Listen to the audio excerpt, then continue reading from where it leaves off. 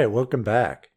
First off, I want to thank everyone who made the Godforms program an overwhelming success.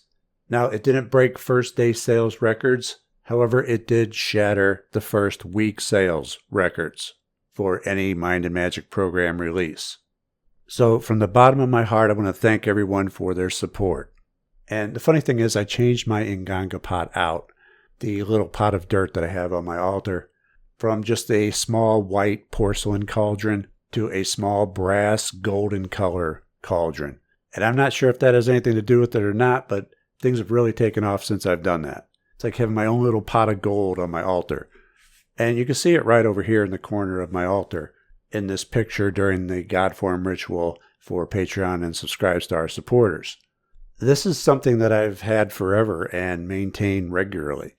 It's part of my ongoing money magic, which is the easiest magic to do in my experience, because practically all the magic that I've done for money is just ongoing.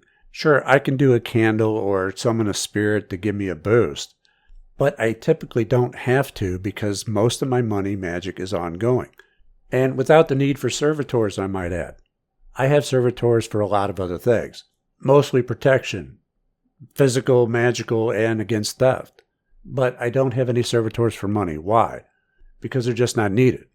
Perhaps if the money magic wasn't working as well as it does, then I would look into getting a servitor to help automate things and make things easier. But I simply haven't had the need for it. Nor do I have a need to keep doing ritual after ritual after ritual after ritual, because all the magic I have is ongoing and they're very low maintenance. So like in the case of the Nganga dirt pot that I showed you, it just sits on my altar. That's all it does. The only thing I have to do is feed it, add to it every now and then, maybe once a month. Now, not just any dirt will do. They have to come from various and specific locations. So there is a bit of work up front that needs to be done, but afterward it's the easiest thing in the world to maintain. Keeping and maintaining a magical checkbook is something that I've done for years. If you look at my checkbook ledger, I have over $1,800,000,000 in the bank, and that's just one account. In reality, do I have anywhere near that amount? No, not even close. But I've been doing this and have practiced this for so long, for so many years, that that's what I have accumulated using the formula on paper. And of course, I use that formula each and every time I manage my finances. Because as we know, when you do something over and over and over and over again, it will become a habit. And habits are ruled by the subconscious mind. And when you're telling your subconscious mind that you have more in your account than you really do, guess what's going to happen to your account? It's going to increase. Now, does all that sound like a lot of work to you? I mean, to me, it's minimal. To some people, it may be a lot of work. Those who may not be managing their finances or keeping track of their spending may find it to be a lot more work than they're used to. But to me, it's worth it. Not only to know where you're at, which everyone should know what's coming in and what's going out, but also for the opportunity to perform the magical checkbook. And just these two things alone are a very potent money magic combination that essentially runs on autopilot. I mean, you do have to put in the maintenance, but it's very minimal. And the magical checkbook is just habit. I do that anyway without thinking. And that's why I say that money magic is the easiest magic to do, because I can keep it ongoing with such minimal effort. And it's like rolling a snowball downhill. Once you get it going, it just keeps accumulating and getting bigger and bigger and bigger as you accumulate more and more wealth, which is far better than having to do a full ritual every single time you need some cash. But I'm also the type of person who doesn't mind doing a little bit more work up front so that I don't have to do as much work later, mainly so that it will free up my time so that I can start something else. I mean, take my programs, for example. It's very much like an author. An author will write a book and put a lot of work up front into that book. But once it's completed, he can then sell that book over and over and over again with very little, if at all, additional work. Well, it's sort of the same with money magic.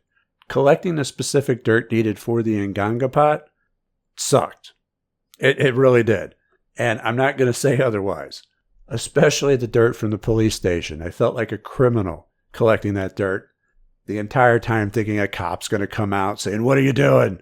But even so, I did the work, I got it done, I performed my rite, and I consecrated it, and now I can coast while it works for me. The Nganga has never let me down. There's no other reason I would have a pot of just dirt sitting on my altar otherwise. It's totally worth it to me. In fact, not that long ago I had removed it from my altar and just put it away out of sight in one of my temple closets, and I immediately started having money problems. Where Gumroad, without giving a warning, at least not giving me a warning anyway, discontinued processing PayPal for its creators using their account. So I put the Nganga away, and I instantly lost PayPal. Now, I got the use of PayPal back, but I had to create my own PayPal business account, which was a hassle, and needless to say, the Nganga is back upon my altar where it belongs. See, that's the kind of thing I look at, though. When things like that happen to me, I'm like, well, what did I do recently? What changed recently? Because I know that most of the time there's a delayed effect to manifestation. And I'm like, oh, I moved the Nganga and put it in the temple closet, which I really didn't think would matter. I mean, it should work regardless of where it's at, but it's been on my altar for so long that it's a pretty big coincidence, so I put it back, not wanting to take any chances. And that's why I have a little pot of dirt on my altar. It's not for show because a dirt pot is unsightly. And it's not because I couldn't make better use of the space. It's because I do not want to break my ongoing money magic that I have currently working flawlessly. As the saying goes, if it's not broken, don't fix it. It's one of the things that I implemented long ago and is still working for me today. And both the Nganga pot and the magical checkbook are within the Secrets of Wealth program, which is going to be the deal for this month. 20% off the regular price, now through next Friday, the 28th. All the money magic that I've done personally is within the program. The Secrets of Wealth is the program that's essentially going to give you your own magical printing press for cash. There's a reason that it's my top-selling program with the most testimonials, because it's helped countless people turn their financial situations around. To put it quite simply, it works.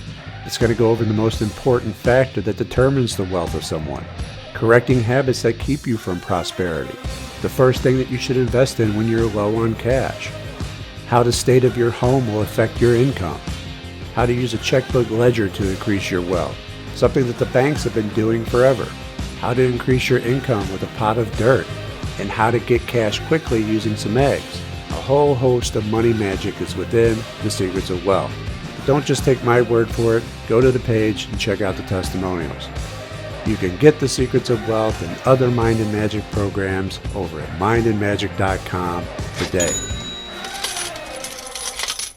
And that'll about do it for today. Again, the Secrets of Wealth, 20% off for 1 week only, now through the 28th. Link will be in the video and in the description, and I'll see you next time. Take care.